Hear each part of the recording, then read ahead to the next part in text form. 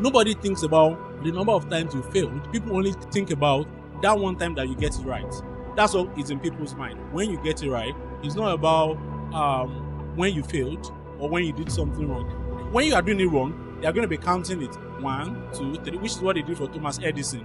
They were able to count the number of times that the light bulb thing failed, but nobody talks about the number of times he failed to spite him. They talk about the number of times he failed to motivate other people. Yeah. And we need to begin to think about that. So don't be afraid to predict the future or talk about the kind of future you want, right? But have it in mind that when you get to that future, if that's not the future you are seeing, you must be willing and ready to recalibrate, change your opinions about certain matter, and be able to predict the future again. Hi everybody, it feels good to be here again. This is the first video from Storycast for this year, and on behalf of myself and Storycast, I want to wish you a happy new year and a prosperous 2025. And today in the studio, I have an amazing person here with me, a globally recognized product designer. He's a mentor to quite a number of people. He's a writer and so much more. So I present to you Dara Sobaloju. Hi Dara. Hi Dara. Hi, Sammy. Nice to be here, really. Like, I'm glad you make it eventually. Yeah, I mean, we've been trying to get this done for a while now. I'm also glad to be here. I've always wanted to be here, and finally, Yeah. we are doing it. Thank you for coming around. Yeah, thank you. Thanks for the invite. Actually, it's very nice to be here. You're welcome. I feel like I'm in the future already. I look forward to this conversation. Yeah, same. And just yesterday, I was watching a conversation between Shud. Is this Shud? You know him? Yeah, true. Yeah. Shud and Okpe Farmakin. Yeah. And Okpe said it was on that podcast because he wants to look back to that conversation in few years. It's like he's setting a milestone for himself. Immediately I heard him say that, Yeah. you came to mind. I was like, oh, this conversation with Dara is something he and myself have to look back to in few years and be glad that we are doing this. We did this rather. Yeah. I think that makes a lot of sense actually because I am a big proponent of conversations, especially intelligent ones. So when you have conversations like this, there are things you're thinking of, but when you begin to say them, it begins to make a lot of sense to you. And then looking at it again, that's why I love journaling personally, because it feels like you are prophesying into the future. And you look back, oh, really? I said this, and I'm here. So yeah. Yeah, I think when you mentioned the journaling now, something just came to mind, but I don't want to get ahead of myself. All right. But yeah, I think I should say this before we start. You are a very fine man. When I say fine, I do not just mean your physical appearance. I am talking about how consummate you are.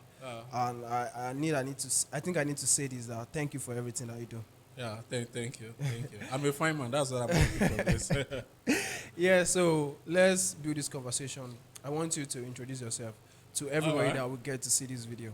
All right. So looking at the camera, I'm not the best in introducing myself, right? So if you go online, you can definitely see about me. I'm a product designer. I'm a child of God, a Bible-believing believer. And then, I love designing. Not just product designing, by the way. As I progress into my career, I'm going to be branching out into different designs. I love interior design. I love everything about design. I love fashion design inclusive. But presently, I am a product designer, and then I lead product design activities at Trips at the moment. As I mentioned earlier, I do like to mentor people because I believe that is how we transfer ourselves into the future, send a part of us into the future. And then, I love building things also. I've built a number of stores, which we'll probably be talking about in this conversation. So, sorry, I said stuffs. I also said stuff, but yeah, cut that stuffs out. Yeah, so I build a number of stuff, right? And then I enjoy building. So, glad to be here. Yeah, thank you for that awesome introduction. So yeah, I know you've lived for quite a number of years, and I wanted to take us back to memory lane. How was it like for you growing up? Your childhood? How was it like? That's an interesting question, by the way. So, my childhood, well, I think I should say that I was born to a Christian family, not just a Christian family. My dad is a pastor, so I grew up knowing my dad to be a pastor, right? I mean, he was a pastor before we were given birth to. So, and if you know how environments like that is, a high expectation environment, people generally expect you to be good, okay, in most aspects, not just emotionally, financially, morally, ethically, and all of that. So people just expect you to be okay. So, I mean, some people would call it high achieving environment, but in the actual sense, it's actually a high expectation environment where much is expected of you, not just by your parents, not even really by your parents, but by people who sees you outside the four walls of your family interactions. That was the kind of environment I grew up in. So even though I did not know how to um, aspire I was told from as far as I could remember that I needed to be better than every kid in the church. I needed to be better than every kid in school. I needed to be better than every kid in the environment, in every aspect. That is the expectation. Not like my parents are telling me you have to, but it was just apparent that that is the expectation of the people in church, in school from you. So for that fact, I've always not had the pleasure of childhood in the sense that people expect it to be okay. I mean, I'm a child. I'm supposed not to be okay, but people are expecting you to be okay. So I think if I'm to summarize my childhood, that's what I would categorize this as. I mean, if you look at it, there are a lot of helpful aspect of it, right? I mean, you're always on your toes. There's that, but then there's also the part of you not being able to enjoy your childhood from that perspective. And it's even sad because that expectation is not placed on you by your immediate family, my parents in this case, but by people outside of the four walls of um, my family, right? So that was it. And then in some areas I now appreciate that more than I used to, because at least in some way it made me aspire higher. It made me have some aspirations, even though at the time I couldn't concretize the aspirations. I did not know what they were. Right. So that was really it for me. That was my childhood, if I'm to summarize it. Yeah.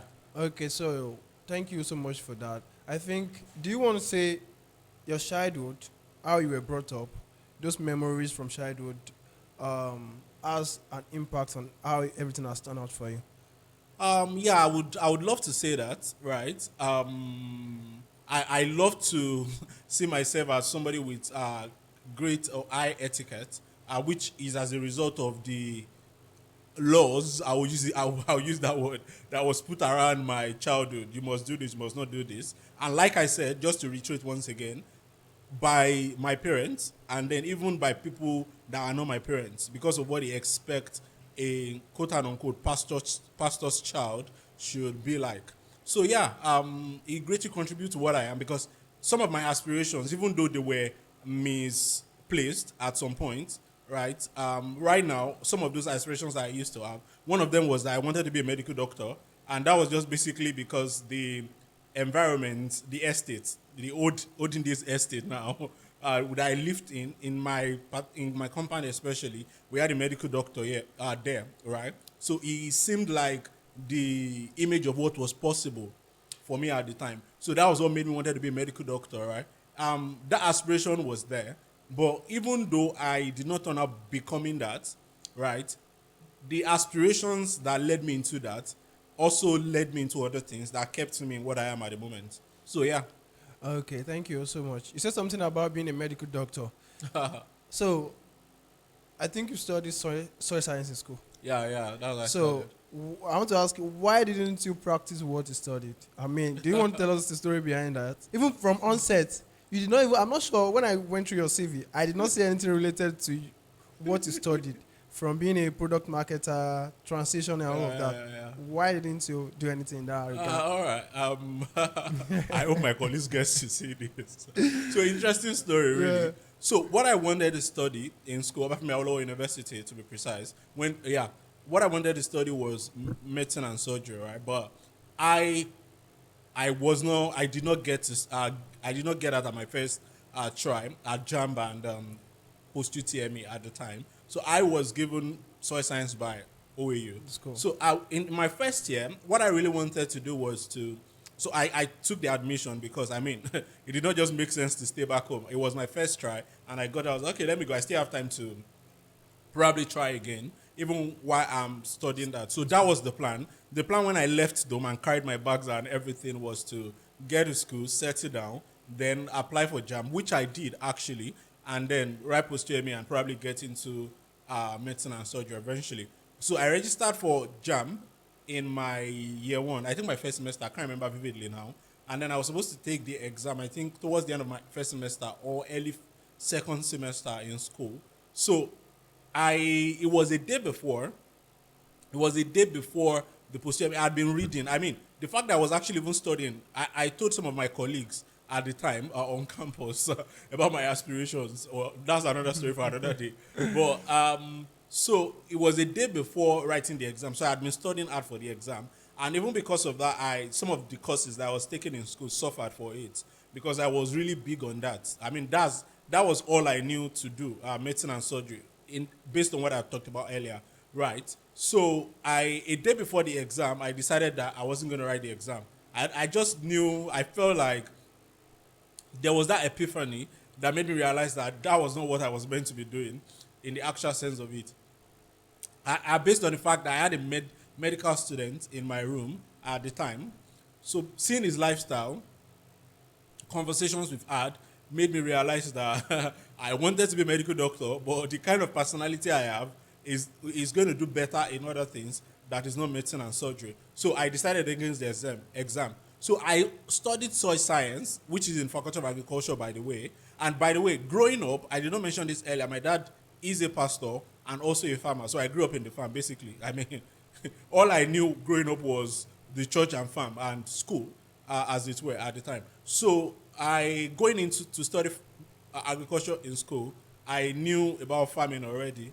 So I knew that was not, I always knew that I didn't want to become a farmer in that sense. But so when I went deeper into the course, my year 3, year 4, thereabout, I even had a farm behind my hostel when I was in school. Fajuyo, for people who know OAU, for in between Fajuyo, block 4 and 5, no, 1 and 2, I can't remember now, I think 2 and 3 or 1 and 2. I had a farm there, I grew cucumber in my year 4 that I sold, some of them in school, and then I even gave to some of the people in the hostel at the time. So at the time, I saw opportunity in agriculture, which I still see, which I might pursue further in the future. But at the time, when I decided against JAM, I realized that I wanted to play in tech. That is where I wanted to be, right? So I just said that medicine isn't going to bring me closer to that. And then even what I was studying at the time would bring me closer because it would give me more time to concentrate or do some other stuff, which I was able to do. So that was it. And then, by the way, just to clarify, product marketing that I did after school was in an agri-tech firm. So it was a mix of technology and agriculture.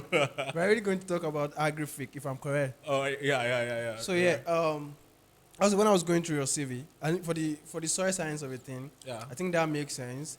One of the things that you said was that you know early that is not what you wanted to do. Yeah. Because most times, some of us studied what we don't really know how it's going to be of an impact to us in the future. We just probably took that course, maybe to satisfy our parents or to leave home for school. And over time, we now realize, oh, this is not what I want to do. And we now started chasing something else. Because what you said now, you said you knew. It's more of like you already knew for a long time that you are going to play in tech. When you now pivoted into tech, it's not like it's a decision that you just made between a short period of time. It has always been something you wanted to do, if I'm correct, right? Always might not be the appropriate word, right? Okay. But as early as I think my first encounter, I was just having this conversation with a friend a couple of weeks ago, I guess. My first encounter with a laptop, right, was in 2010. Before then, I had seen desktops, majorly in school, which we never had interacted with. It was just there like a museum. So the first time I actually saw a laptop was in 2010 that I handled the laptop and actually did something. And what did I do? I visited nairaland.com. It was something at the time. So yeah, it was at that moment, at my first encounter with that laptop, I just knew this is what I wanted to do. I knew I wanted to do something with this instrument. So it was 2010. It was in 2013 that I gained, 2013 that I gained admission. 2014 thereabout. 2013, 2014. Right. It was 2015 that I got into OAU. right? It was later in 2015 that I decided that what I wanted to do, I wanted to be in tech. At the time, I did not know what I was going to do, but I just knew I wanted to contribute to this ecosystem. I mean, when I even left school, my pursuit was for agritech. The job I got at Agrific, it was not by chance. It was because I was looking for to play in an agricultural company that is powered by tech. So, what now make you change your mind about working for someone? Because I think you set out making up your mind that you don't want to work for anybody. Yeah. Why did you change your mind? So in school, we usually have that conversation. I started a business in school. I started some sort of what was it called? What you can call a startup in school. It was a bill payment system, right? I started selling data. Eventually, with a friend, we grew it to become something that you could call a startup at the time, based on what we were doing, right? So at the time, so the goal when we had conversation with this particular friend at the time, the goal was always when we left school, we're going to start a startup. I did a lot of pitch events, participated in a lot of pitch competitions like Alt Prize and the likes in the bid to raise money, right, to just start something. But I think it was the turning point for that belief was in my year 5.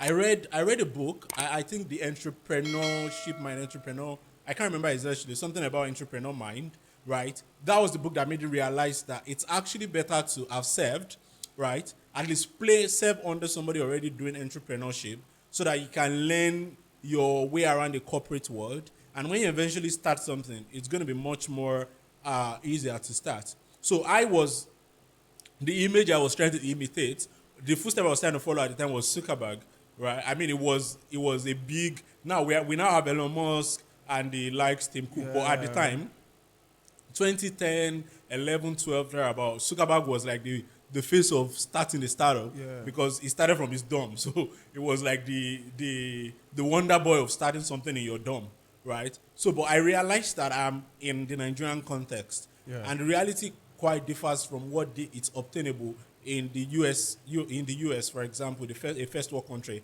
like the US. So I realized that submitting myself or to an already established structure of the corporate world will further equip me that whenever I decide to start something, it's going to be much more easier for me to start something. But I'd always known that I'm a builder. I'd always started things. I'd always built stuff. So I knew at some point in my life, I'm going to build something. So yeah, I think, adding to what you just said, the experiences you gathered during those years that you're working for an established people or company, yeah, the experience cannot be overlooked yeah, because you get to build up yourself. It's something that you can now transfer to whatever you are going to build in the future. yeah. And I think I'm glad that you took that step because I think in some way it has actually helped you. And I think everybody working in a 9 to 5, Yeah. especially people who have entrepreneurial mind, should actually appreciate company owners, startup founders that gives us the privilege to be able to make mistakes with what they are doing. Yeah. Because there are some mistakes that if you make it with your own business, it's going to cost you the business. But working within an already established corporate structure gives you the privilege to be able to make these mistakes without bearing as much consequence as you would have bore if you were doing it for yourself. So I personally, I appreciate everybody I'd worked with. I still have good relationship with everybody I'd worked with, freelancing for them, building for them, working within their structure, because I just see it as a privilege to be able to make mistakes with someone else's. Not like I did good, obviously, with the businesses I'd worked with, but I also made mistakes that if I'd done with my own thing, it would have probably costed me the whole thing entirely. Yeah. Yeah, and I think it's very important for people to. That's why I'm so passionate about storytelling because I believe that when you share your story, people get to learn from your mistakes. Yeah. So now, when I was starting out my business, I believe I did not take time to know some things. So I made mistakes, and for those mistakes not to ruin me, it was just, I can just say, it was just God helping me. Yeah. And I think it's very important. What you just said now, I'm big on that. Yeah. And yeah, I want us to talk about Agrific. Yeah, do you want to talk about what you did at Agrific and how you were the growth hacker and also the marketing person, product marketer, if I'm Yeah. right, you led the team and Yeah. something like that. Do you want to talk about that? I think that is where your career started in tech. Just to point of correction, I Yeah. did not really lead the team, Okay. right? But in the sense that it was a startup. It was The startup. so I joined the company when the product was still being built. The company hadn't even launched when I joined. I led, but I wasn't leading people. I led ideas to a very good extent. So yeah, the backstory was that when I left school, so in my year five, I mentioned earlier that I was in my year five, I read a book that changed my mindset about working for myself, working for people, Yeah, and all of that that. was what connects. Yeah, exactly. So when I left school, that was in 2020. I finished school. I basically did my project defense, I think, February 17th, 2020. February 17th, 2020. So it was a couple of weeks after that COVID-19 started. So I didn't even have time to figure out what I was going to do in terms of where I'm going to work and all of that. So when that happened, I was, I think I've never said this on a public platform like this before. So I started trading forex with my friend during COVID-19. Right, I mean, money has to be made. So I wanted to volunteer for a school during COVID-19, but that did not happen. Also, then towards the end of 2020, so I took a huge loss in forex. I lost everything. That's it. I lost everything. Like, and it Yeah, I was a think lot. I read your Sakpa story now. Oh, it was a lot. So at the time, so it was now towards December 2020. That was when I decided that everything that made sense to me. That okay, I should actually work for someone. So when I went back to my parents for Christmas, New Year in 2020, that was when I decided that that's when I put my CV together towards January that I was going to start applying for jobs. And I mentioned to a couple of friends at the time, and one of them shared a job with me, which I applied for and eventually got, which turned out to be Agrific, right? So joining Agrific, by the way, I did not have any technical skill at the time. I dabbled into some. I tried learning front end, tried doing a lot of stuff that I did not. I just started. How you just cherry pick and then leave. That was what I was doing at the time. All I did was I knew a lot about tech. Because when I wake up every morning, I'm on Tech About, TechCrunch, and TechPoint. Those three. I even got to meet Adewale Yusuf at the point because I was a big fan. I was doing some stuff. I went to Lagos, do some stuff, and then a friend of mine and we got to meet him. By the way, so I knew a lot about what was happening in tech. At the time, if you asked me who just raised an amount in tech, I knew because I was up to date. That was my superpower in tech. I didn't have any technical skill. So the only thing I knew to do was before then, I had run Facebook ads for people when I was in school just to make money, right? Um, just to make money and survive on campus. I ran Facebook ads and all of that for people. And then I could write. I did a number of things around journalism. So when I wanted to apply for that job, it was a mix. So it was a business development role. That was the role that I applied for. But I knew, so I just saw the job. I went online to search for. By the way, when I was searching for a job, I know what I was searching for. I just knew I wanted to be in tech, right? So I went online to search for what business development really entails, and then I found out that my skills, marketing skills, and ads and all of that could help. Then I decided to apply. So when I applied for the job, I knew almost nothing about what it means to do business development. And Agrific at the time was a B2B, B2C platform. So it was B2B and B2C. Basically, what Agrific was doing was e-commerce, but agriculture, trying to bridge the gap between Farmers. farmers and buyers, consumers, basically. So the blessing for me was that I knew how to research. So if you eye something and you want me to search it out, I was good at it. So in the course of my research, I encountered this particular YouTuber, and I'm very happy for one YouTuber that I'm rooting for a lot is Patrick Dang, right? That's his name. So when he started out, he was doing things around business development, trying to teach people, share his advice on how to be a business developer, right, in a tech ecosystem. So that was what he was doing before he started YouTube. And at the time, I was part of his first 1,500 subscribers at the time. I think presently he has over 200,000 subscribers, right? So I was watching his videos a lot.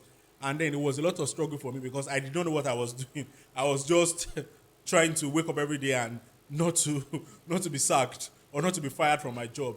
right? And I did pretty well as time goes on. I did pretty well on my job. That even when I wanted to leave at the time, I'd now started doing product design. When I wanted to leave, my CEO had to tell me or endeared me to stay for another 2-3 months because of the work I was able to do within the company at the time. So yeah, it was a lot of challenge for me because I was literally doing what I didn't know how to do, but I was waking up every day trying to do it nonetheless and watching YouTube videos to learn from my mistakes that I made yesterday, try to improve on them today.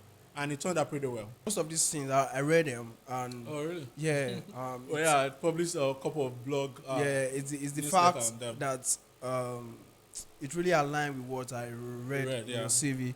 And yeah, I read something also. You were unable to travel to Cairo, and what other country is that? Kenya. How do you feel missing out on that? At the time, I felt bad. I felt bad because that would have been an opportunity for me to leave the country or even be on an airplane for the first time, right? And then it was all expense paid. It felt like if you had worked with a startup, you know that no matter how much you are earning, except you are earning, you are earning, I don't know, maybe anything from let's say $120,000 per year, right? You even despite that, it's a lot working for a startup. It's a no. I don't think any compensation is worth the labor. So at the time, compared to what I was earning, that felt like a compensation for all the late nights that I had to pull for the job at the time. And then it was nice that my CEO at the time could trust me to represent the company in Kenya. I was going to represent the company and even speak at the event, but it was a teachable moment for me. I learned my lesson, which was to always be prepared for opportunities. Preparation for me would have been having my passport at the time. The reason why, just to say, the reason why I did not get to go was because of my passport, Yeah. right? I got my passport, but eventually, you at the time, there was still the rule of travel with your passport and your COVID vaccination, whatever. I had taken my first shot of COVID, but I had not taken the second shot at the time. So in between trying to take the second shot and getting my passport ready, it was getting late. So my CEO had to, I think, send someone else. Yeah, I had to send someone else to go. So yeah, I learned my lesson to always be prepared for opportunities, Yeah. especially things you want to see. Just like the Boy Scouts motto, be prepared. Yeah. I want you to say something about carry it up. Is that how it's pronounced?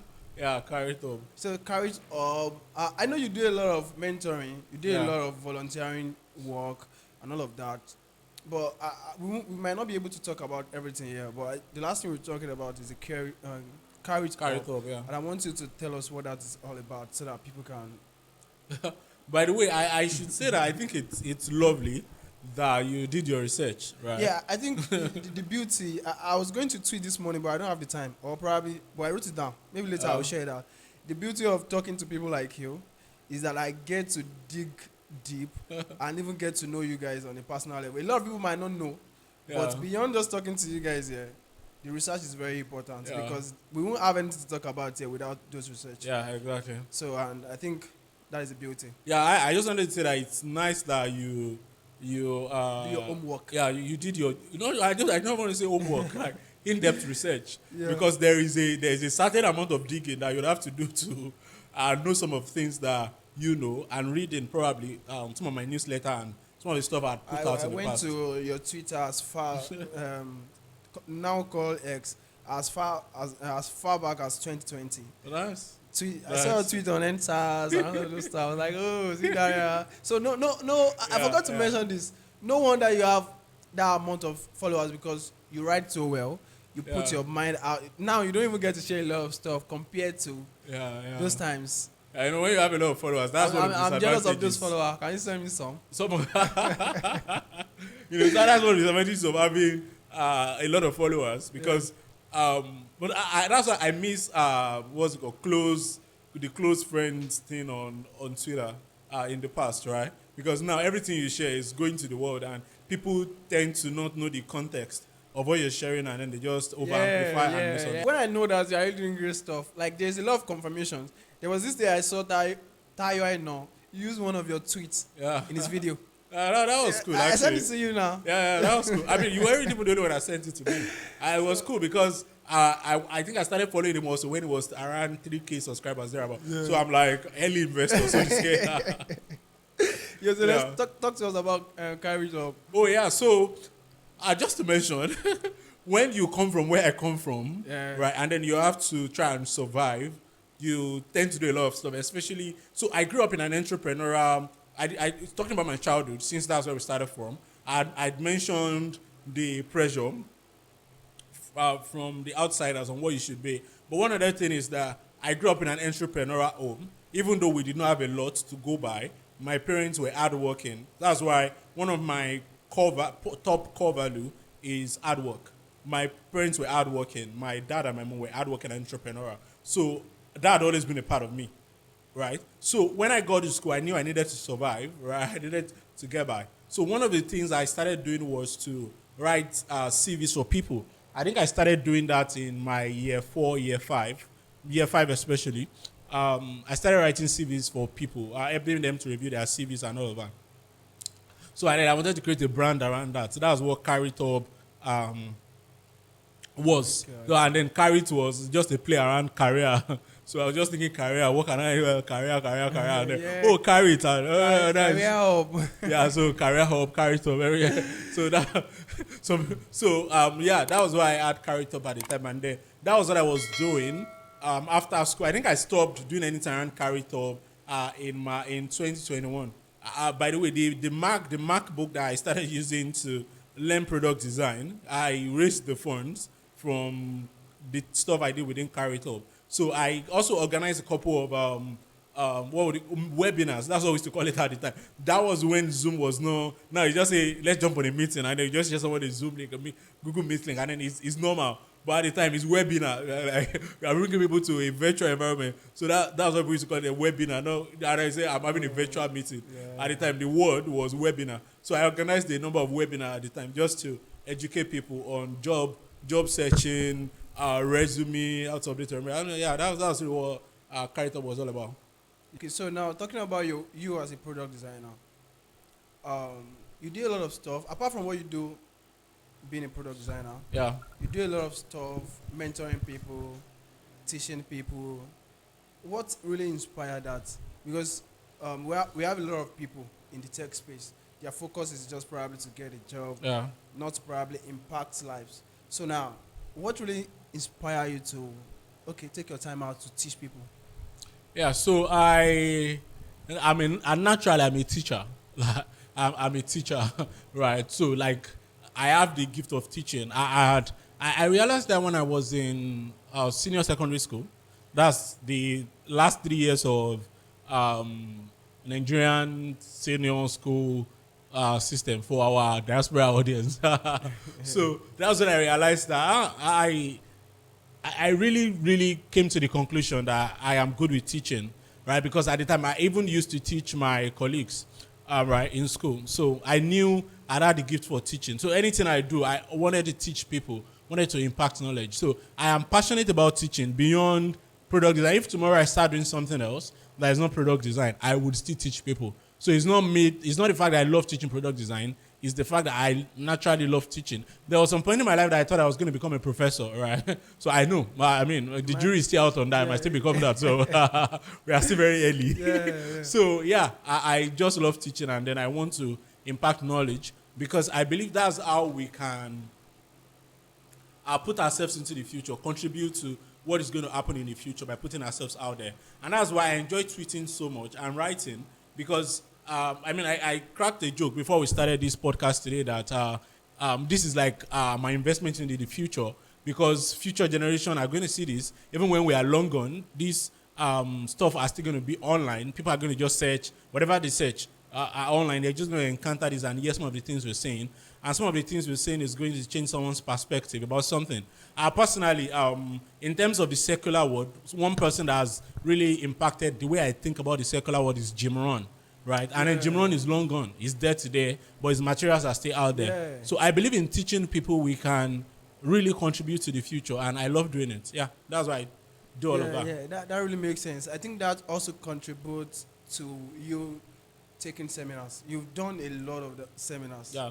A lot of seminars. And I think that is very important. I can say you've been building your legacy for years, Yeah. from years back, if I can use that word. Yeah, sure. I notice you've made a lot of decisions. A lot of decisions. Yeah. So how were you able to make those decisions even when you have a lot of options?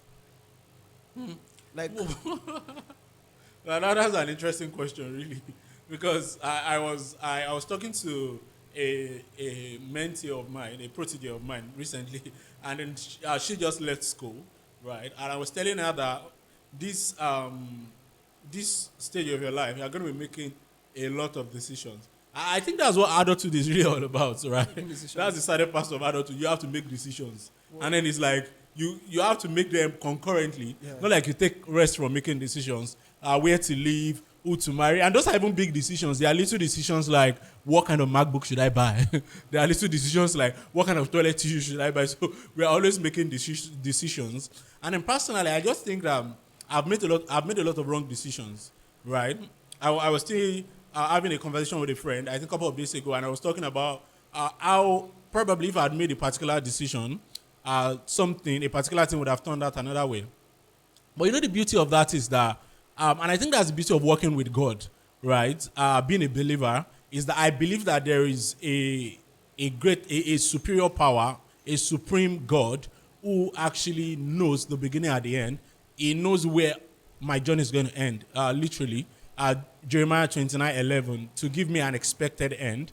So for that fact, despite the fact that I might make some wrong decisions in the moment and some probably good ones, I believe that everything is going to add together to the expected end, the peaceful end that I am going to have, right? Because everything works together for good, right? For they that love God and works according to his purpose. So just that belief for me makes decision making easier for me.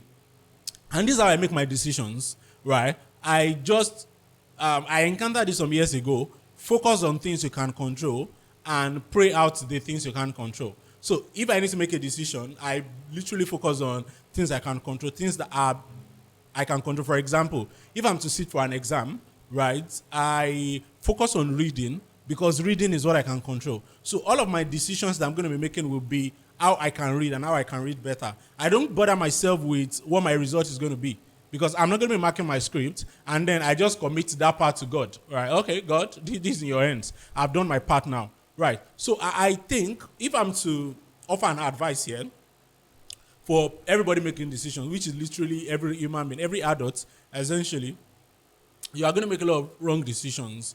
And I think the best thing is to get over them as quickly as possible.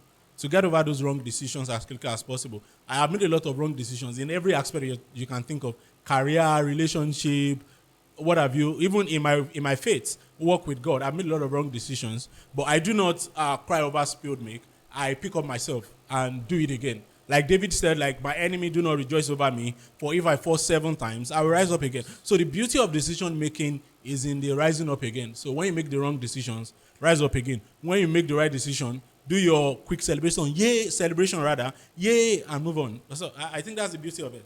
one thing that I can pick from what you just said is that even if any decision you make backfires, Yeah, your ability to quickly rise up is what will keep you going. yeah. And I think that really makes a lot of sense. I want to talk about some of your milestones and some of your achievements so far as an individual, as a product designer, something that you look back to and you feel so proud of yourself. Yeah. Yeah. Oh, you want me to talk about them? Yeah. No. Yeah. All right. So, milestones. I'm not the best in praising myself, but I'm going to try to answer the question as much as I can, right? So I would rather just maybe talk about some turning points, some decisions that I've made at some point in my career that I think has been quite impactful on the kind of person I am today and what I've been able to do, right?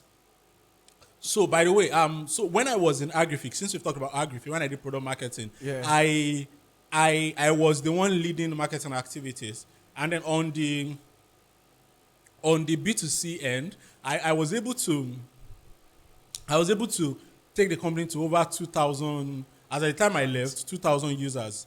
And then if you run a startup, especially in in the agricultural Space. space, you would realize that that is a lot. So we had 2000, by the sorry, 2000, over 2,000 plus active users. We had more than that in terms of users that were onboarded. And then on the B2C end, we were able to close some deals, and then we're even almost able to close a very high value deal that did not work out. So for me, small wins like that, or even big wins, reaffirms what the future could look like, and then helps us, or help me in particular, to put more effort into what I'm doing. So those are just the things I'm going to mention. Yeah. Those things that they reaffirm that, oh yeah, Dara, you are doing something right. And then because of that, I tend to put in more effort into what I'm doing to see better results. So when I started learning product design. So my story, I don't know if we're going to still talk about that, but my story was basically from Agrific, where I used to work as product marketer, into product design. And my switching was based on the fact that I interacted with a lot of users. I saw their pain points, and then I felt like I could do something about it. And I realized that product design is one of the best ways to be able to do that, to be able to make change or contribute effectively to what the user feels when they use our product or digital products. So that's what got me into product design. Right. So when I started learning, I got my first job, first gig, to be more accurate, a month after learning. That was one of the milestones for me. That was good. For me, I felt like, wow, because I feel like, because I was in a broke state. So it's possible that if I did not make something as early as I did, like if I did not get such validation as early as possible, I might have probably dabbled into something else. Because I learned at the time, I've learned to be able to get over that now. But I'm the kind of person that does a lot of things at the same time. So I'm doing Python. At the time when I was learning front-end engineering or doing front-end engineering, I was learning Python. So I'm not always comfortable with just doing one thing at a time. Right. So if I had not gotten that gig at the time, I might have taken something else that would distract me, and then I might not, maybe probably not be a product designer today. So that was good for me. Right. Yeah, that really makes sense. And there's no way you will have milestones and achievements without something you struggled with. Yeah, yeah. I mean, yeah, some disappointments and all of that. So you want to talk about some struggle you face in your journey and your career. I mean, both of them work line in line. Yeah. So I mean, in line rather. Earlier on, you said mistakes are what make us. Yeah, So do you yeah. want to talk about some things you've gone through?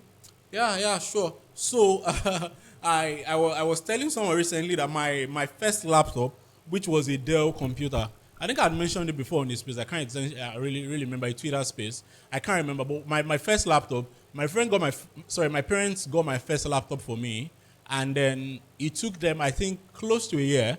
I think about 9 months thereabout to be able to save up the money. I owned my first laptop in 2019. That was when I owned my own first laptop computer, right? So one of the first challenge I faced was when I was trying to the laptop I was using it for the CV majorly writing, and then so writing again for my project. That was what I used for my project. That was essentially why I was able to convince my parents to get it for me at the time, despite how inconvenient it was for them to put the money together and all. So when I wanted to move into technical side of tech, which was at the time, I started learning Python. The laptop was not as efficient when I wanted to now get into UIX design. So I had tried to learn UIX design, product design, in 2019. That was my first introduction to what product design is. So I I could maybe send you the screenshot of the tweet later. Maybe you can attach it to the video or something. I saw what's it called? I saw somebody, I think a student of my school, Obafemi University at the time. He redesigned the school's e-portal platform and posted it. Yeah. So when he posted it, I was like, wow, this is nice. And before then, when I was doing I mentioned earlier that I planted cucumber behind my hostel when I was in school. So I started thinking about how to sell it. Then I started thinking about maybe I could build an e-commerce platform to sell it. So at the time, I did not even know what UIX design is. That was 2018 thereabout. Yeah, I think, towards the end of 2018 thereabout. I wasn't sure what product design is all about.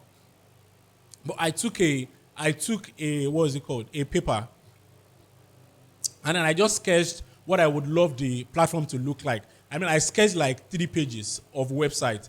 That was wireframe. It was until 2021 that I actually got to know, no, 2020, that I got to know what a wireframe is. At the time, I didn't know that was what I was doing. I was just trying to draw out something. Because the cucumber farm, you might not see this online, but the cucumber farm led to another idea, which we called farm putes. Then I used to own that domain name. I hope nobody should go and buy that domain name.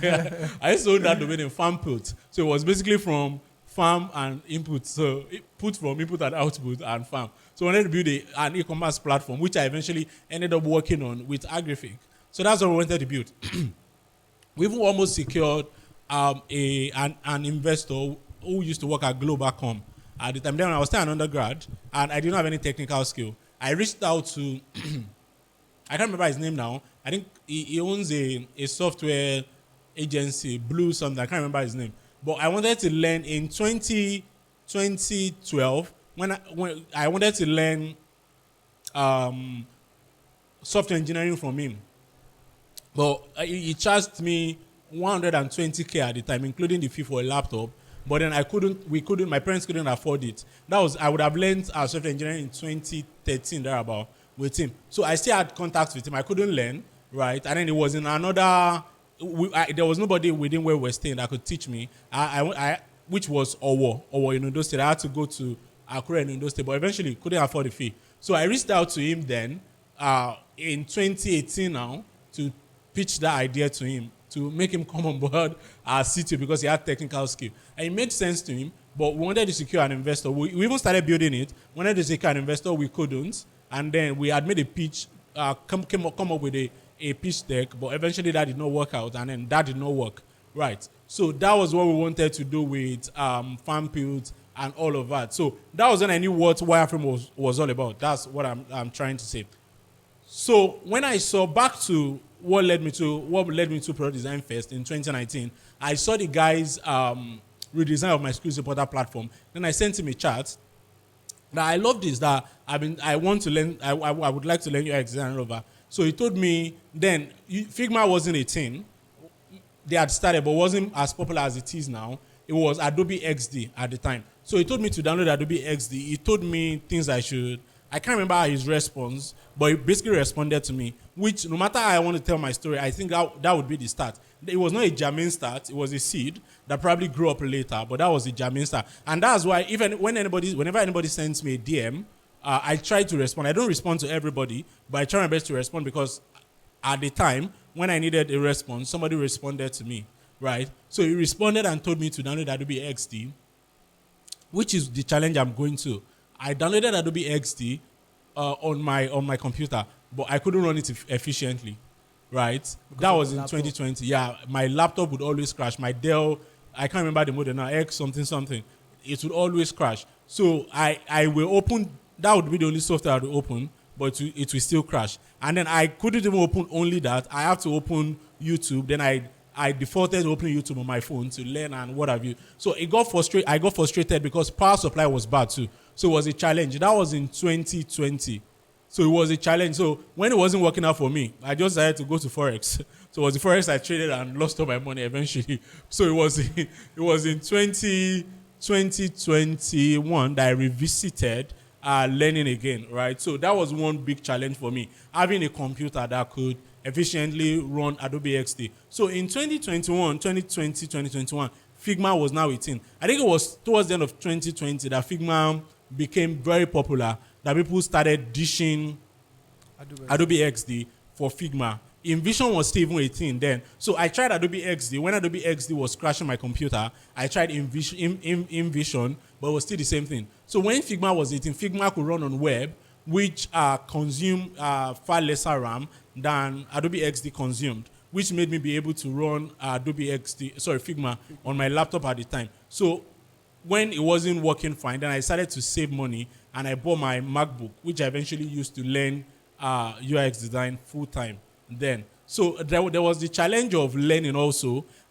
So I couldn't afford. Then when I was searching online, there weren't a lot of schools that was really doing, and these days we have old school Africa. We have a number of them. We have puzzles, and a number of them we have tagged, trying to tag this by the way, tag is something a friend, a couple of friends and myself we founded to train people in tech in Oshobo, Osun State, by the way. So we have stuff like that. And by the time it wasn't that popular, so I had to scamper online, go all about online, trying to look for resources. So when I started, I'm grateful for the person I worked with first. Korede Ayonbisi was the first person I did a gig with. Then it was fired of me at the time. So it was through him I got to realize that I did not learn auto layout when I was learning.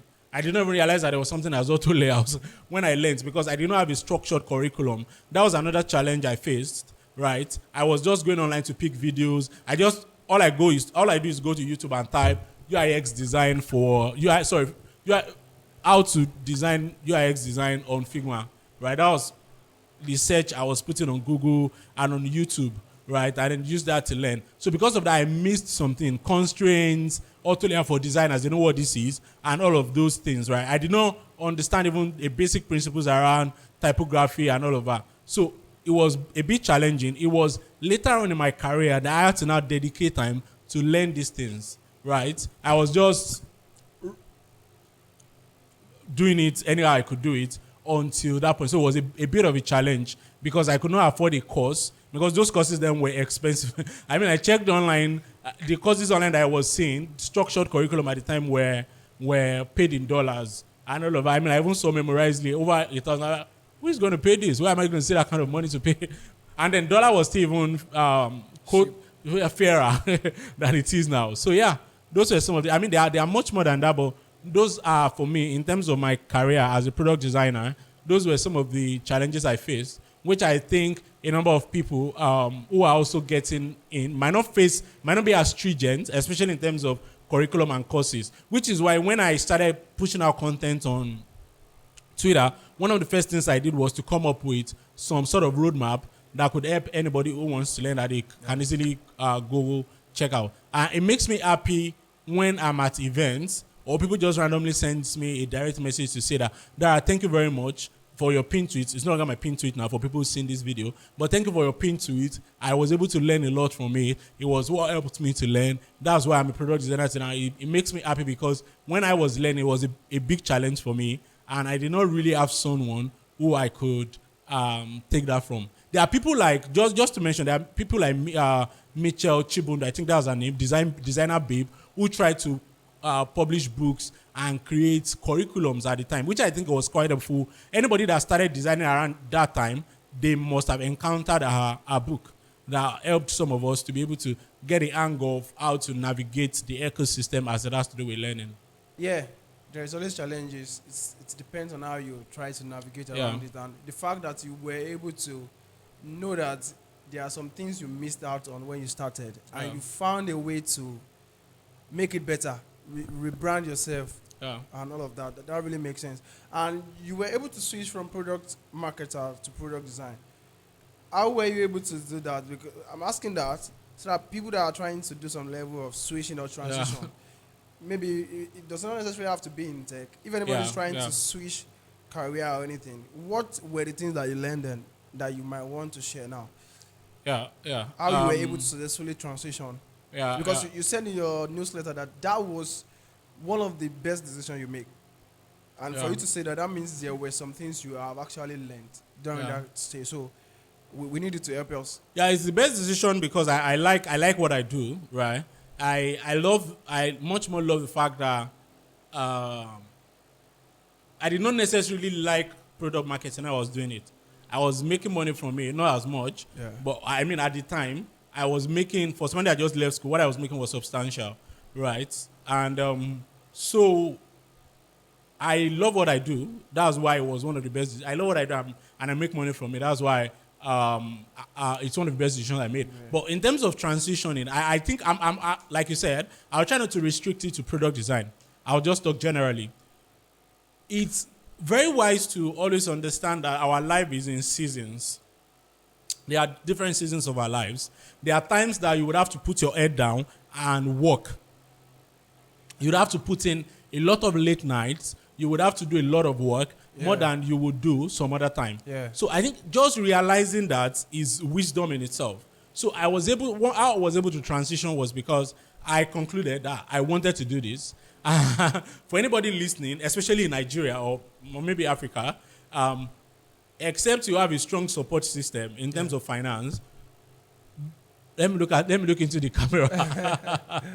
Don't quit your job to transition into another job. Yeah. Don't do that. So you can. What I did was I made sure I did not quit my job, and I was still giving my job my best. But what I was doing was that I will do my job. My job was 9 to 5, right? It was remote, fully remote. So I was expected to at least report in by 10 a.m., right? So I'll do my job essentially between 10 a.m. to 5, sometimes 9 a.m. to 5, right? And then when I'm done with that, I'm going to take, during the weekdays, I'll just try and chill or take a walk or try to cook. I was living with 3 friends at the time. We're living in, what was it called? I think about a 2-bedroom flat. 3 of us were sharing the flat at the time. So sometimes I'll be the one to cook. Sometimes they cook and all of that. So anything I need to do, I do it between 5 to 6 or 7 a.m. sometimes. And then once it's around 7, 8, thereabout, I'm in the sitting room. Right? Our sitting really we don't have any furniture. Right? We just had a TV and a seat couch. Right? And then I would just sit there on a plastic table and chair with my computer, and I'm learning until 3 a.m. Then I'm going to sleep between 3 a.m. and 7 a.m., 8 a.m. sometimes the next morning. I was showing up like that every day for about a month and a half. I was doing that every day, like literally every day. I made a tweet around that a couple of years ago, and that was the turning point for me. That was another turning point of my career for me. The fact that I knew if I quit my job at the time, if I left my job at the time, I was going to suffer for it. I wasn't going to get money from anywhere aside from my job. So I did not quit my job. I was doing my job, right? And as I was doing my job, I crafted out about 3 to 5 hours every night, learning to become the kind of person, the next person or the next kind of person I wanted to be after that job. So that was what I did. And then it's even much more is that there's AI now, right? There's ChatGPT, DeepSeek, Claude, and a lot of them that you can easily just go online. The issue of curriculum shouldn't be a problem again. Yeah, you can just tell them, give me a curriculum on how to learn. It's going to draft out. You can even tell it, help me create a daily learning metric and a daily learning method. And it's going to craft something out for you. That if you stick to it, you can do that, right? So, but for me, I was just today I'm learning typography. That tomorrow I'm learning something else. Tomorrow I'm learning something else. I don't even know where it's going to end, right? So that was what I was doing. But I had some kind of mental note as to how long I wanted to learn. I told myself that I was going to learn this for 1 month. And after a month, I was going to write a case study, solid case study, because I was a writer. I told myself that I was going to put out my skill as a writer and a researcher into work and create one of the best case studies I have ever seen. And for real, I created one of the best case studies for it was featured for a beginner that I had ever seen at the time. So yeah, that was where it it for me. was featured now. No, I that at the time that was a big deal. But now it's no longer a big deal because those guys now feature just anybody. Yeah. No, I wouldn't say just anybody, but yeah, they just feature if you have something of time. But as at that time, it was it great was fit. Yeah, it was something. I mean, I was happy. It was another revalidation for me in my career. So, if you're trying to transition from a career to the other, I'm trying to summarize now. If you accept you have a financial support system, don't quit your job. Stay in your job while you're trying to transition, right? And then intentionally dedicate time to learning the next thing you want to become, right? You don't just wake up in the day and say, I want to become a brand designer or I want to become a YouTuber. You have to start putting little effort into them. And then don't wait till you have everything. I did not wait till when I had everything needed before I started. All I did was to just research online. I saw a couple of materials. One of them was, once again, I can't remember the name of the book, Designer Babe, Michelle Chebundu. She's also a YouTuber, I think, right? She her book, I just read through her book, and it gave me an understanding of what I needed to do.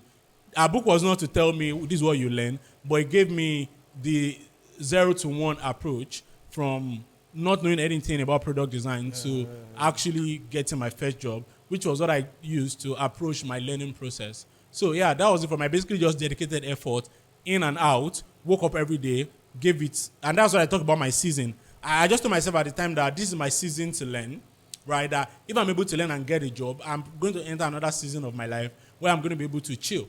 And that gave me that blueprint that if tomorrow I need another kind of job, I know what to do.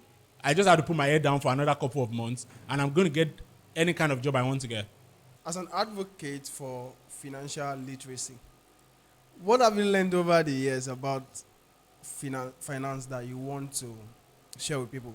I believe, I took my time to read a quite number of things about what you've written, Yeah. and I think writing should be in everybody's skill set. Yeah. Yeah. So, and you've done Advocate that. for that. Yeah, you've done that successfully. Yeah. So I read the part where you talk about how you were able to. Looking at this part of the world, a lot of us were not really taught about financial literacy. Yeah. But you did a whole lot of job on yourself to teach yourself on that. So during those teachings, what did you learn that transformed your finance and that you want to share to help other people too? All right. Yeah. Thank you very much. I think some of the articles I've written to talk about my personal experience, I have tried to talk about the financial side of it because it's actually quite important, right? It's part of what makes us.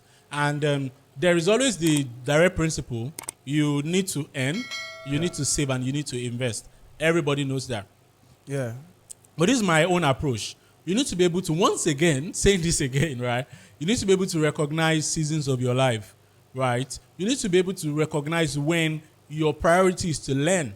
That now, any money I'm getting, I'm not investing. At this time, I'm investing in myself. Yourself, yeah. Yeah, so you are using your money to buy gadgets. You are using your money to buy gadgets, buy courses. Exactly, just to equip yourself to learn, right? Because like people usually say, you can't outsave a bad economy. I'm going to say it in this way. That's the Nigerian context. In this case, you can't outsave a bad revenue. You are not making money. Whatever you're saving does not make sense, right? So despite the fact that you want to save, your first priority, especially for,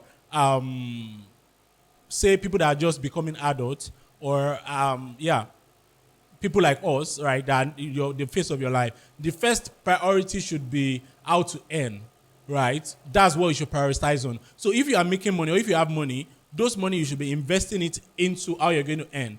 That might be for you to start a business. That might be for you to learn a skill. So you are saving your money to buy a laptop, not an iPhone, right? Except you want to start content creation or whatever. So you are basically investing in yourself to be able to position yourself better to learn, right? So that's the first thing that everybody needs to know how to do. Yeah. First of all, recognize the season of your life. Is it the season for me to improve my earning capacity, right? And that does not mean the learning phase is not just at the beginning of your career. It might come in the middle. It might come at any point in time, right? Maybe you are trying to switch roles now, or you're trying to become a senior person in your role. You definitely need to acquire more skills. Then you might need to put in more money into learning, right? So, and the second thing is saving. People save, right? I think the first thing is to earn, and you would have to invest to earn. When you started earning, the second thing is to save. Start saving a percentage, a portion of your income, right? That is reasonable. That is for people that are earning. For people that are doing businesses, it's another ballgame entirely. But I'm going to talk about people that are earning, freelancing or earning salary, right? Begin to put aside a portion of your salary. And what I have done is to have savings and also have emergency fund. As I have savings and I have emergency fund. Like emergency fund, sometimes you can cater for your emergency fund by having insurance. That's how you cater for maybe car insurance, health insurance. Those are some of the emergencies that we go through. And then you can have a portion of emergency also for things that you cannot just predict. Then you have your savings aside. So if you've decided you want to save, this is what I do. If I decide I want to save 10%, I make my savings will be 7% and my emergency will be 3%, such that it is not every emergency that requires me to dip my hands into my savings, The fact that something is an emergency does not mean I should break my savings. I can easily dip my hand into my emergency fund and cater for that. Once you've been able to cater for your savings, the next thing is your investment. You need to be able to invest. And this investment might be in yourself once again, and it might also be in other people and in assets. It might be in stock market. It might be in some sustainable, stable cryptocurrency. It might be in your friends, actually, friends and family that you can trust. It might be, I've personally invested in people's businesses. My what's it called? My friends, my siblings, and all of that. Okay, I just say, oh, you are doing well. I think your business has potential. I just walk up to you. Can I invest 20,000 in your business, right? And they're like, oh, sure, that can help. And then you reach an agreement with them. Okay, it might be that after a year they give back to you profit sharing, whatever agreement. It does not have to be something big. So if I can invest in people I don't know, I should be able to invest in people I know, especially that I can trust, and reach an agreement. So you don't have to wait till when you have ₦1,000,000 before you begin to invest. I think it's just nice to teach yourself the culture of investing, right? It now makes it much more easier for you that when you have more money, you can easily decide to save or invest. As early as you start earning, start putting your mind to saving and start putting your mind to investment. But at every point in time, always prioritize investment in your own self. Because that's one thing that you're sure that cannot crash. Right now, I've invested in a lot of skills. I know I've learned a lot, and then I know that I can't crash. Right? I only crash when I die, and that's not going to be anytime soon. If I invest in crypto, it can crash. If I invest in Tesla, stock market, Google, Facebook, it can crash at any point in time, right? And that does not mean you shouldn't invest in that. But beyond all of that, invest in your own betterment, in your own self-improvement. That is really good. That is really profound, and I hope everybody that gets to watch this video get to learn one or two things from your story, because so far it has blessed me personally. And thank you so much for diving in depth. I wanted to talk about the things that you do apart from product design. All right. Like right now, what do you do for fun? I know of two. Do you want to talk about things you do for fun? I've not always been the fun guy, but going into my career, I realized that aspect is very important.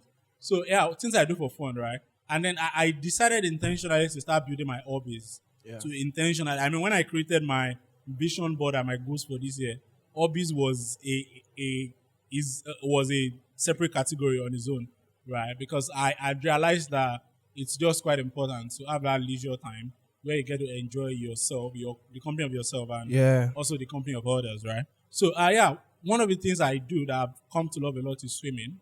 So yeah, I try to swim every other week, right?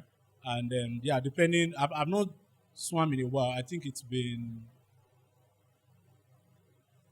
4 weeks since I last swam. But yeah, I love swimming. Last year. Oh, okay. Last week of last year, right? 30 December. So I love swimming. And then I play video games. Yeah, majorly FIFA, God of War. The last time I And won. Mortal Kombat. No, you did not win. You were trashed. Okay. Yeah, so I play FIFA, right? And I play video games. I intentionally started learning that also. Yeah, I also go to gym, and then I do gym not just for the body goals, because I wanted to be a part of my life, more like a fun thing also. So I see more as a fun thing rather than something I just wanted to do for a short period to build my body and what have you. Right.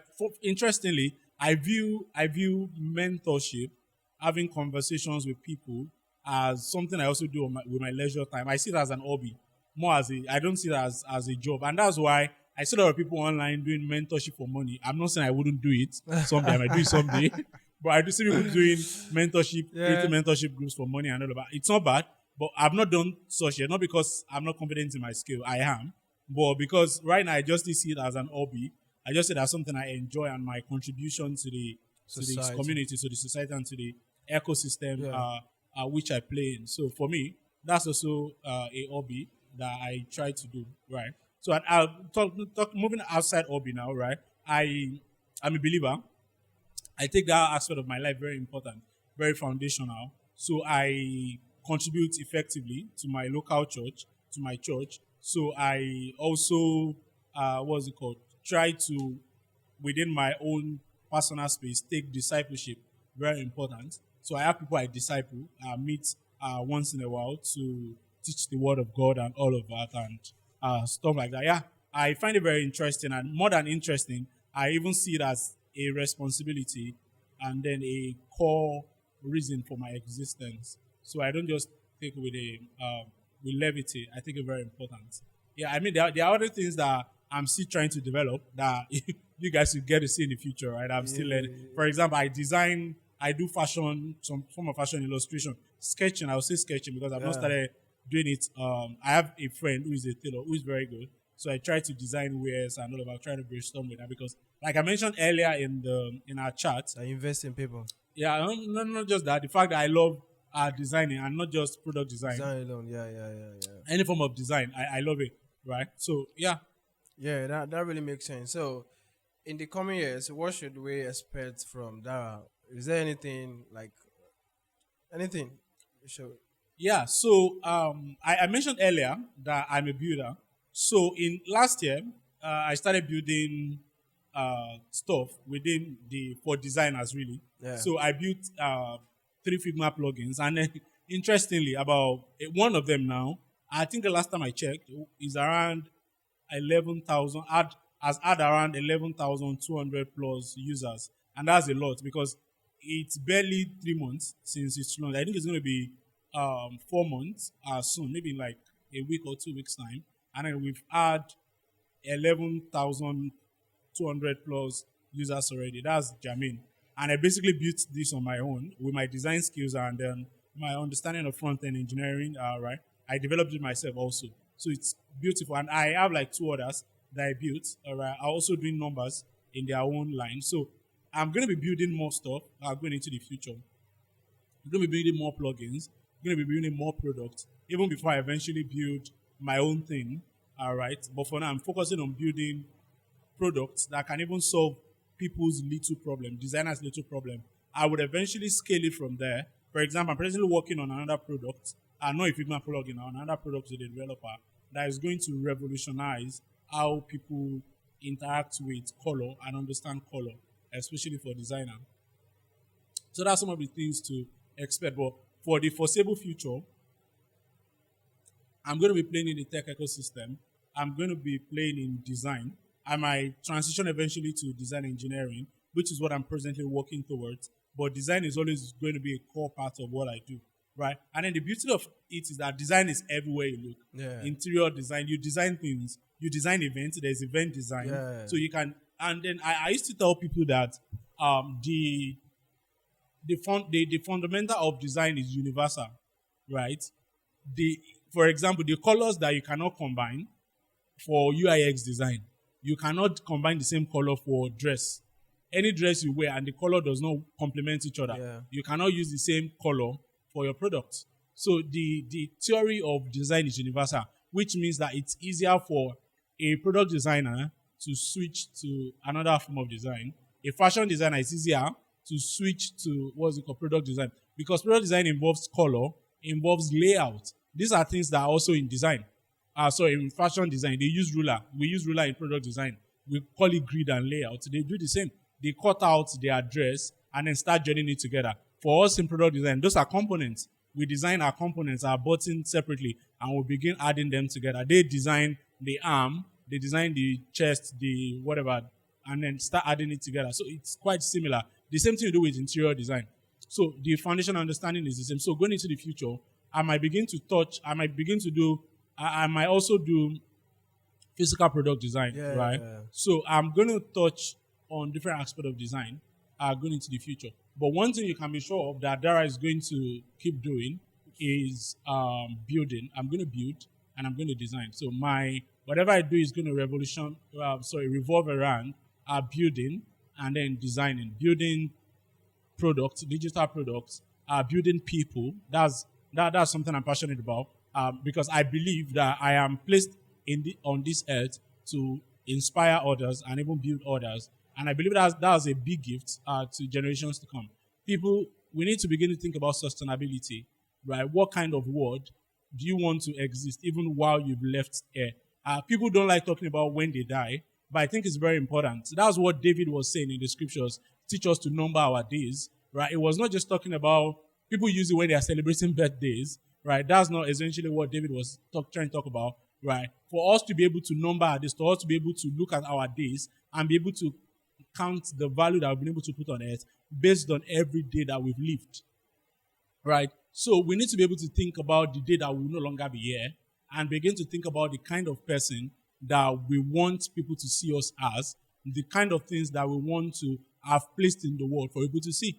There are a lot of products or projects that people have started today, right, that they are not going to see the end of it, right? Yeah, yeah. They are not just going to be able to see because they are not just going to be able to see it, probably because the technological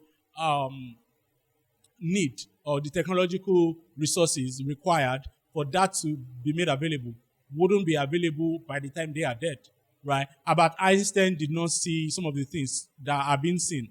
The theory of relativity are now used to interpret a lot of things in the physical world. He probably did not envisage that, or he's not going to get to see the extent to which the theory he proposed is going to help people to be able to do things, right, in the world. The Wright brothers who came up with, what's it called? The aeroplane, right? They probably did not envision the aeroplane being able to carry as many people as possible that is carrying today. Did not probably, envision that the idea that they've proposed would be used to develop rockets that some people are now proposing to use that rocket, the same rocket, to get to Mars, right? So we need to be able to think in terms of sustainability such that we are not just thinking about ourselves. I read a quote some times ago when I was in secondary school that blessed my life, right? He said, not only for ourselves alone are we born. We need to be able to think about that. Even for us as believers, everybody every apostles, every patriarch, every prophet in the scriptures, this is how they thought. This is what they thought about when they were doing things. Paul talked about himself pouring himself out as a wine, right? They were not just considering themselves alone. So in as much we are considering ourselves, taking care of ourselves, we need to be able to think about the kind of future we want to live in, first of all, and the kind of future that we want to leave behind. And I think that is going to in itself change our perspective on how we view life. It's going to help us to be able to invest in long-term projects that are going to outlive us. Yeah. So what am I going to be doing in years to come? This is what these things that I've talked about. I'm going to be working on building things that I'm going to build in the kind of future I want to see for myself, for my children, for the future to come. I'm going to build in the kind of future that I also want to leave behind. This makes sense because you were able to articulate it properly. Because most time if you ask people what they are going to be doing in the future, they don't know. They just say, okay, be on the lookout. But now I feel you really know where you're headed to.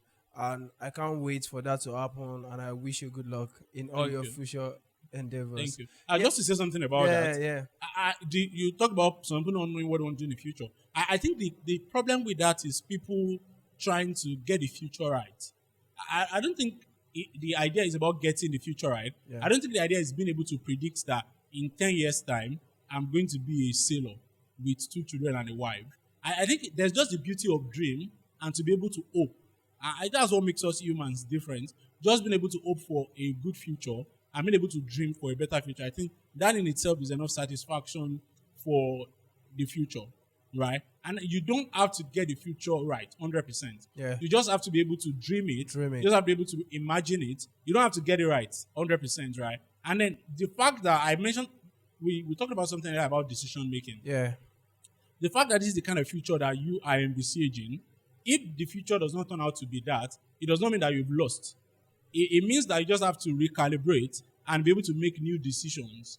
People in the world that are doing very well, I used to give the example of Elon Musk a lot because he's doing very well in the secular world and in his field and the things he wants to do. He's someone that has pushed the boundaries of what is possible a lot. And he said something, and he reiterates it over and over again, that whenever he makes a mistake, he's not counting the fails. And that's one thing you should think about. Nobody thinks about the number of times you failed. People only think about that one time that you get it right. That's what is in people's mind. When you get it right, it's not about when you failed or when you did something wrong. When you are doing it wrong, they are going to be counting it 1, 2, 3, which is what they did for Thomas Edison. They were able to count the number of times that the light bulb thing failed. But the one time he got it right, the number of times he failed now become a motivational talk. Yeah. Nobody's talking about those uh Failures. whatever I don't the numbers. Let's forget about the number of times he failed. But nobody talks about the number of times he failed to spite him. They talk about the number of times he failed to motivate other people. Yeah. And we need to begin to think about that. So don't be afraid to predict the future or talk about the kind of future you want, right? But have it in mind that when you get to that future, if that's not the future you are seeing, you must be willing and ready to recalibrate, change your opinions about certain matter, and be able to predict the future again. I think that's how I live, right? And then it's helped a lot to think that way and live that way. Yeah, that really makes sense. Like for real. So yeah, one thing I want to ask you, we have different about product design. We have different elements of design. Which is your favorite? Because I know you've been doing a lot of stuff in color. Is color your favorite? I know every one of those elements matters. Yeah. They complement each other. But which is your favorite? And I mean, I'm laughing because nobody has asked me that question. That question before. Was When that, you asked was that a good question? yeah. It's sounding like an interesting question. I myself had never thought about it that way. But I would say colors actually. Because I see you've been doing a lot of stuff in color, like your image colorization. It's Yeah. doing your plugin is doing an Yeah. amazing number on Figma, Yeah. like you said, and that is in record. People can go and see it. So Yeah. So I made a lot of tweet about this. Last year I just felt the strong urge. The interesting thing, and that's why I talked about preparation and envisaging what the future could look like yeah. and preparing for it. Right. You need to be able to see what the kind of future you want to see, right, and be able to start preparing for it. And that's what is important. Some people just view the future. Okay, in the future I want to be a millionaire. In the future, I want to marry a dark, tall, handsome man who has blah blah blah and all of that, right? But the important thing that I say, I don't blame people for dreaming. Like I used to tell people, I used to tweet and chat with people on this note. I don't blame people aspiring to be something. The problem is, are you putting in the work? Anybody can dream. It's fine. Dreaming, no, there is no doesn't rule cost against dream. Yeah, anything. there's no cost to dreaming. But the thing is, are you working towards that future? I said I deviated a bit just because I wanted to say that. Last year I just felt the urge to learn color, specifically to double down on color. I took courses on color. Yeah. I went to YouTube, started learning things about color. At the time, I was not even thinking about building Figma plugins. It was not my thought. That was Q1 of last year, February, March into April thereabout. I started learning color. I started taking courses. I started pushing out designs that were pushing the boundaries of color. I was using colors that might not even work out just to try and push the boundaries of color. And then that was what eventually led me into building the plugin at the end of the year. At the end of the year, towards Q4 last year, right? Which is now doing good numbers, right? And that same thing has now pushed me to go into a collaboration agreement with a developer to build a particular product, a digital product that is going to kind of revolutionize, as we see it, how people approach color and use color, not just within design, even outside of design. Yeah. So right now, it might change tomorrow, but right now, color is something that I'm intrigued by, right? And then I'm trying to learn a lot about. I'm trying to research a lot about. And this project that I'm even talking about, we just got into the collaboration agreement a couple of days ago, right? I think getting into this is even going to push me deeper into that rabbit hole to learn more and even maybe fall in love the more with color. Yeah. I think we are coming to the end of this conversation. All right. It's been an interesting one. Personally, I really had a great time. I'm not going to lie. Before we go, Dara, I wanted to say something to my audience, maybe some sort of advice, like a parting word, if I can use that word. Anything that you want to share? It's first of all, it's been exciting to be here to have these conversations. I believe conversations like this help us to um, prepare better for the future and envisage the kind of future that I would like to see. Right. So to the audience, personally, I'm just going to share some of the things that I believe has helped me in my career, personal relationship, even personal work with God, really, and and that is consistency, right? But this is something you've heard a lot. Consistency. Everybody talks about consistency, but over the years, one thing I've learned is For nobody is expecting perfection of you, like God, and any human should not even expect perfection of you. And then we need to not expect perfection of ourselves. I think that's quite important. And that means that you give yourself the grace to be willing to fail. Because I realized that at some point in my life in the past, I was withheld by my own praise of myself, so to say, because I of my own expectation of myself rather. I was withheld by my own expectation of myself because I expected so much from myself that when I do something to mess up, I beat myself up. And because of that, I spend so much time moping than going back to continue doing what I'm supposed to do. So what I'm going to advise you is to do what you're supposed to do. I mean, I was having a conversation with a friend recently who been an accountability partner for in terms of our daily devotion, right, as a believer. And then she fell short of staying accountable as streak. She missed the streak by 2 days. And because of that, because she felt bad for missing that, she missed another 5 days, making 7 days she had missed. And then I'm like, you've missed 7 days. You could have missed one day if you just accepted that, yeah, I missed it, and then start again.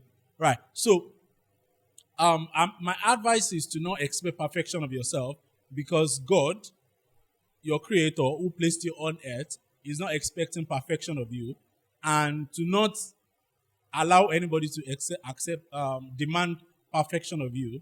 Just do what you have to do. What I'm trying to say in essence is this: the idea of consistency is not just about showing up, it's about showing up despite when you fail or when you fall short. Like I mentioned earlier, David said, my enemy do not rejoice over me, for if I fall 7 times, I'm going to rise again.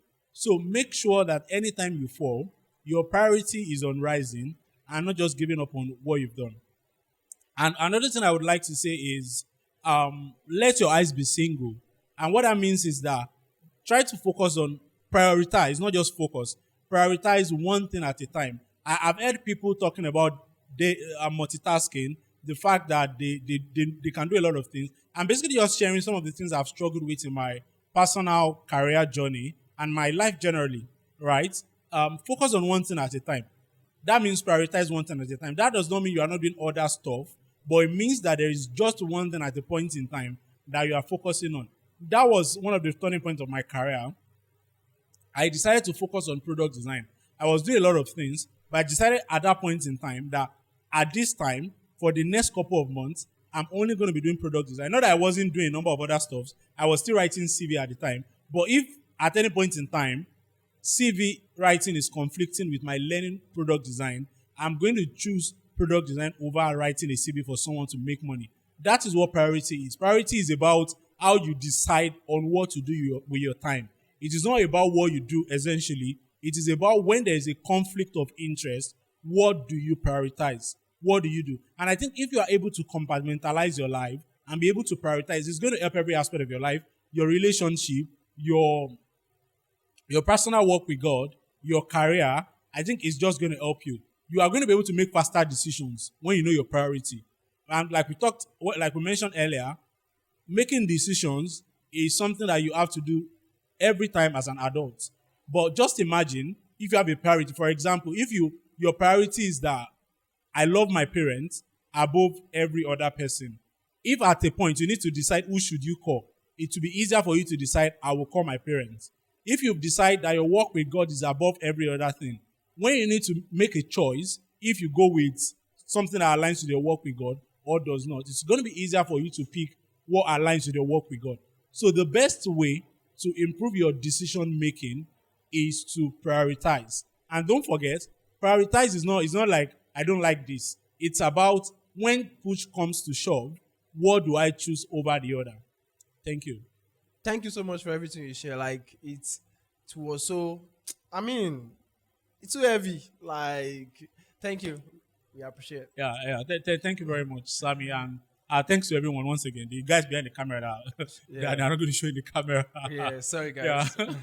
So it's been an exciting time, right? Yeah. I mean, I've been watching Storycast, and then it's just nice to also be here to share what I've learned in my few years of growing up in the world, and yeah, it's just beautiful, and I think what you're doing at Storycast is something very pivotal for the kind of future for Nigeria, for Africa, and even beyond, and for the kind of future that I would personally want us to see. Are basically just archiving the future Yeah. that people can always reference to learn one or two things and not learn from their own mistake. I think that's very important for people to learn from others and not just from. It helps us to speed up Yeah. and spend less time making mistakes that has been made so that we can do better. Right. So, this is me telling everybody to like, click on the like button, subscribe. I have been a subscriber, like I mentioned, and I think is one of the best YouTube decisions I've made. So you too join the decisions. Yeah. Yeah, I'm Dara Sobaloju, and I've been story casted. Yeah, thank you. That was profound. Thank you so much, Dara. It was really an amazing time. Yeah, And guys, we've come to the end of this conversation. I want to send a special shout out to everyone behind the camera today. Thank you so much. This cannot be done without you guys. yeah, And yeah, and to you, my audience, my viewers, thank you so much for sticking to this channel. And I promise you that we keep getting better. We keep putting out better content to inspire you. I mean, the goal of Storycast still remains the same, to inspire you through the story of young professionals. Because I believe when we are inspired, there's a way we all can collaborate together and make the world a better place. If you can do it from your end, and I am doing it from my end too, before we know it, things will get better in the world. yeah. And that is the core goal of Storycast. And before you go, don't forget to like, share, drop a comment in the comment section, and also subscribe to this YouTube channel. And lastly, don't forget to share with family and friends. Thank you so much. See you in the next episode. Bye, guys.